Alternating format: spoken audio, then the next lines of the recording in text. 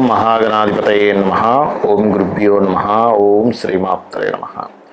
పరమేశ్వర స్వరూపమైనటువంటి జ్యోతిష, వాస్తు మరియు ఇతర అనేకమైనటువంటి శాస్త్రములను మనకు అందించినటువంటి మహర్షులకి నమస్కారం. హయగ్రీవ హయగ్రీవ హయగ్రీవేతి యోపదేత్తస్స నిస్సరతే వాణి జహ్నుకన్యా ప్రవాహవత్. అరుణాం కరుణాతరంగితాక్షీం ధృతపాశాంకుశ పుష్పబాణ చాపాం అనిమాదిభిరావృతాం మయూకై అహమిత్యేవ విభావయే భవానీం. శ్రీమాత్రే నమః. ప్రేక్షకులందరికీ కూడా ఆ యొక్క లలితా అమ్మవారి యొక్క అనుగ్రహం పరిపూర్ణంగా కలగాలని మనస్ఫూర్తిగా కోరుకుంటూ, ఇప్పుడు నేను చెప్పబోయేటువంటి టాపిక్ ఏదైతే ఉందో, చెప్తుంది నేనైనప్పటికీ కూడా చెప్పేస్తుంది సాక్షాత్ లలితా అమ్మవారిగా భావిస్తూ, ఈరోజు మనము ప్రతి లగ్నం వారు, లగ్నం తెలిసిన వారు లగ్నం నుంచి చూసుకోండి, లగ్నం తెలియనటువంటి వారు రాశి నుంచి చూసుకోండి. ప్రతి లగ్నం వారు ఎవరికి రుణపడి ఉంటారు, ఆ రుణపడి ఉన్నటువంటి వాటి మూలంగా వాళ్ళ లైఫ్స్లో ఎటువంటి సంఘటనలు జరుగుతుంటాయి, అటువంటివి ఆ రుణం తొందరగా తీర్చుకునేటువంటి యోగం ఎలా ఏర్పడుతుంది, ఎటువంటి విషయాలు మీరు చేయాలి, ఏవి చేయకూడదు, అదేవిధంగా దీనికి కొన్ని కండిషన్స్ చెప్తాను. అది ఆఖరిలో మీరు వీడియో ఆఖరి వరకు చూస్తే కనుక కండిషన్స్ కూడా వస్తాయి. సో ఇప్పుడు మనం ఒక్కొక్క లగ్నం నుంచి మనం మొదలు పెడదాం. వృషభ లగ్నము, వృషభ రాశి. వృషభం వారికి రుణం అనేటువంటిది ఏ రూపంలో వస్తుంది? మీరు అబ్జర్వ్ చేసినట్లయితే పొరపాటున వీళ్ళకి గురుమహర్దశ వచ్చి ఆ గురువు ఎక్కడైనా పాడయ్యాడు అనుకోండి, ఉదాహరణకి కోర్టు కేసు వ్యవహారాల రూపంలో వస్తుంది. లేదా స్త్రీలు శుక్రుడు పాడయ్యాడు ఉదాహరణకి, స్త్రీ మూలకంగా వస్తుంది. ఎందుకంటే లగ్న షష్టమాధిపతి శుక్రుడే అవుతాడు. పూర్వజన్మ రుణం అయితే ఈ పూర్వజన్మ రుణం సంబంధించిన విషయంలో ఇది మనం చెప్పుకునేటువంటిది వృషభ లగ్నం వారికి, ఆ వృషభ రాశి వారికి అని చెప్పుకుంటున్నాం. కానీ మీ పర్సనల్ చార్ట్లో ఇది జనరల్గా అందరికీ ఉండేది. మీ పర్సనల్ చార్ట్లో రుణాధిపతి ఉన్న సిచ్యువేషన్స్ని బట్టి కూడా రుణాలు ఉంటాయి, గుర్తుపెట్టుకోండి. అలాగే మరొక విషయం ఏంటంటే, బ్యూటీ రిలేటెడ్ సంబంధించిన, ఫ్యాషన్ రిలేటెడ్ సంబంధించిన, లేదా ఫైనాన్స్ రిలేటెడ్ సంబంధించిన వీటితో మీ యొక్క జీవితం, మీ యొక్క జన్మ రుణపడి ఉంటుంది, ముడిపడి ఉంటుంది. గమనించండి కావాలంటే. ఎందుకంటే శుక్రుడు లగ్నాధిపతి అవుతున్నాడు, ఇక్కడ 6వ స్థానాధిపతి కూడా శుక్రుడే అవుతున్నాడు. ఆ వృషభంలో ఉన్న నక్షత్రాలు కూడా మీరు గమనించినట్లయితే చంద్రుడి యొక్క నక్షత్రం ఉంటుంది, రవి యొక్క నక్షత్రం ఉంటుంది, కుజుని యొక్క నక్షత్రం ఉంటుంది.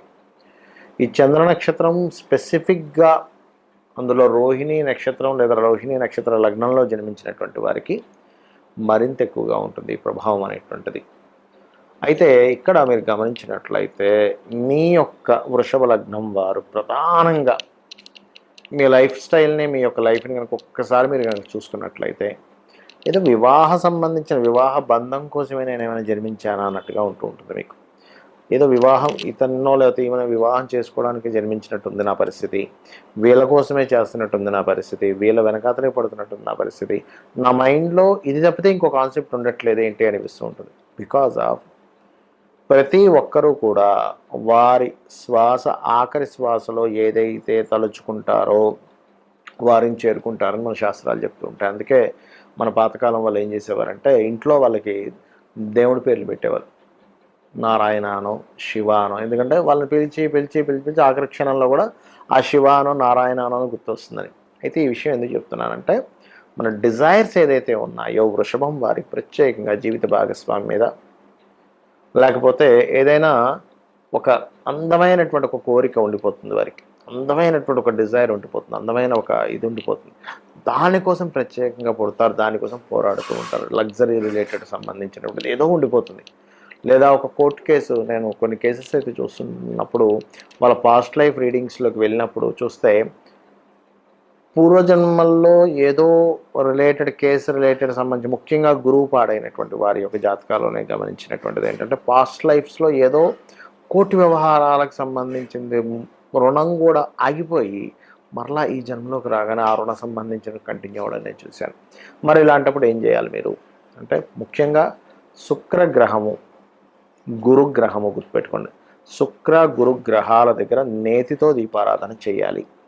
అదేవిధంగా జయ గురుదత్త, శ్రీ గురుదత్త అనేటువంటి నామస్మరణ చేయాలి. మరియు లలితా సహస్రనామాలని పూర్తిగా చాంటింగ్ చేయాలి.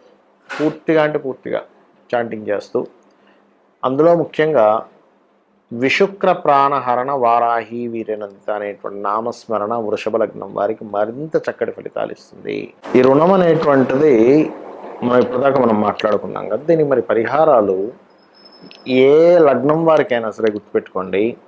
పరిహారం అనేటువంటిది ఏదైతే ఉందో అది మీరు పాయింట్ నెంబర్ 1 రెగ్యులర్గా చేసుకోవాలి. ఏదో ఒకసారి చేశానండి, ఒకసారి చేశాను నాకు తీరిపోదా అంటే తీరదు అది రుణం. ఎందుకంటే మీకు పూర్వజన్మల్లో చేసినటువంటి కర్మ మూలంగానే మీ చుట్టూనే బంధువర్గం రూపంలోని, ఫ్రెండ్స్ రూపంలోని, శిష్యుల రూపంలోని, గురువుల రూపంలోని, భార్య భర్త పిల్లలు, ఇంటి పక్కింటి వాళ్ళ రూపంలోని, ఎదురింటి వాళ్ళ రూపంలోని, మీ బాస్ రూపంలోని, మీ యొక్క కొలిక్ రూపంలోనే వస్తూ ఉంటుంది ఆ కర్మ అనేటువంటిది. వాళ్ళతో మీకు తెలియకుండా ఒక మిస్అండర్స్టాండింగో లేకపోతే గొడవ జరుగుతుంది అనుకోండి, అది మరింత పెంచుకోకండి. ఎందుకంటే ఆల్రెడీ మీ పాస్ట్ లైఫ్లో ఉన్నటువంటి కర్మ వల్ల ఇది జరిగింది, ఇందులో పుట్టారు, మళ్ళీ ఇంకా పెంచుకుంటున్నారనుకోండి అది మరలా ఇంకొక 10 జన్మలకి అది ఫాలో అవుతూ ఉంటుంది మీకు. అంటే ఇంకో 10 జన్మల వరకు మళ్ళీ మీరు దాని రుణం తీర్చుకునే పని మీద మళ్ళీ అక్కడ ఫైట్ చేసిన మళ్ళీ అలా ఏంటంటే ఒక్క దగ్గర కాకుండా, ఎందుకంటే దీనికే మనకి చూడండి, మనకి మహాభారతాలు లాంటి వాటిల్లో చూపిస్తూ ఉంటారు మనకి భీష్ముడి మీద కోపంతో నేను మళ్ళీ ఇంకో జన్మెత్తాలి, ఇంకో జన్మెత్తుతాడు.